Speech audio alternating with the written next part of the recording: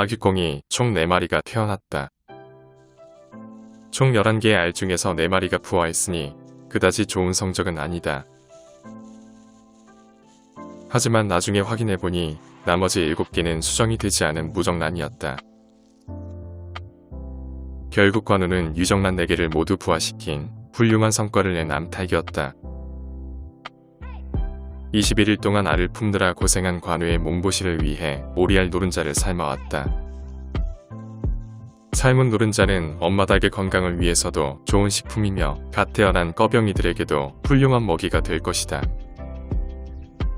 그동안 갓 태어난 병아리들에게 3일 정도 삶은 노른자를 먹였는데 단 한 마리도 죽지 않고 건강하게 성조가 되었다. 그나저나 닭들이 굉장히 좋아하는 삶은 노른자를 가져왔지만 관우는 꺼병이들의 체온 유지를 위해 미동도 하지 않는다. 그래서 삶은 노른자를 손바닥 위에 올려놓고 권유해보지만 여전히 관우는 먹지 않는다. 참고로 지금은 아직 부화되지 않은 알들을 빼지 않았기 때문에 관우는 여전히 알을 품고 있는 상태이다. 이런 경우 사람이 결단을 내려주지 않으면 엄마 닭은 며칠 동안 알을 더 품게 된다. 그렇게 되면 엄마 닭의 보살핌을 받아야 하는 꺼병이들이 제대로 된 보호를 받지 못하게 되는 문제가 있다. 게다가 약간이라도 부화의 흔적이 있으면 건드리지 않는 게 맞지만 그동안 했던 수많은 경험을 통해 이 알들은 가망이 없다고 판단했다.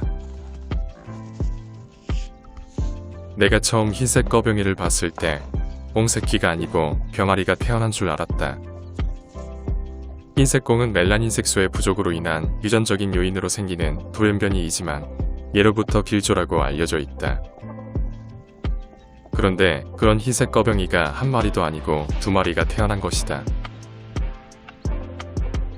나머지 2마리는 다람쥐 무늬를 하고 있는 보통의 꽁새끼의 모습을 하고 있지만 흰색 꺼병이는 깃털 전체가 하얀색을 띠고 있다.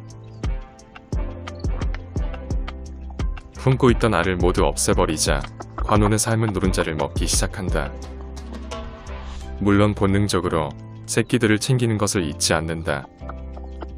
하지만 갓 태어난 병아리들과 달리 꺼병이들은 그다지 식탐이 없는지 삶은 노른자를 잘 먹지 않는다.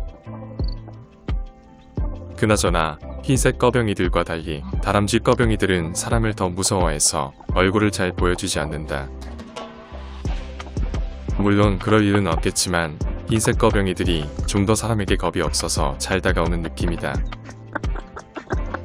그런데 견물생심이라는 말이 있듯 흰색 꺼병이들을 보게 되자 욕심이 나기 시작한다.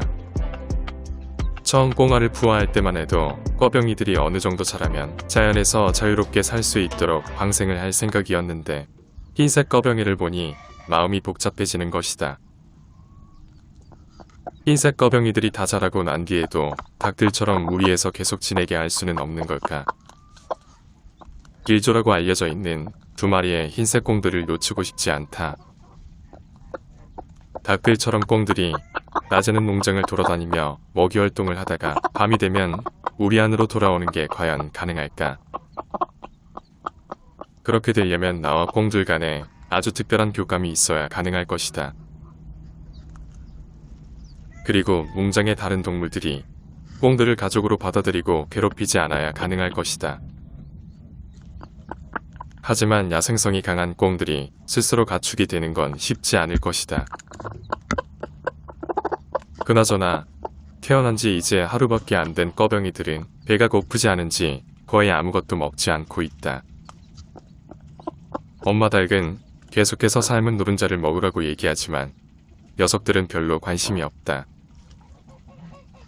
덕분에 관우만 아주 맛있게 삶은 노른자를 먹어치운다. 사실 암탉들은 알을 부화하기 위해 오랜 기간 동안 제대로 먹지도 못하고 쪼그려 앉아 있었기 때문에 건강회복을 위해 반드시 삶은 노른자를 먹어야 한다고 생각한다. 고단백 고칼로리 식품을 먹게 되면 빨리 건강을 회복하게 될 것이고 그렇게 되면 꺼병이들을 좀 더 신경 써서 잘 돌봐주게 될 것이다. 그리고 앞으로 꺼병이들과 친하게 지내려면 엄마 닭인 관우와 친해져야 한다. 사실 관우는 사람에 대한 경계심이 심한 녀석인데 이번 기회에 나와 친하게 지내지 않으면 그 영향이 꺼병이들에게도 그대로 전달될 것이다. 사람을 두려워해야 하는 존재인지 아니면 믿을 수 있는 존재인지는 갓 태어난 뒤 한 달 사이에 모든 게 결정난다. 만약 엄마닭이 없는 상태에서 내가 꺼병이 한 마리만 따로 키운다면 아마도 쉽게 교감하는 사이가 될 수 있을 것이다.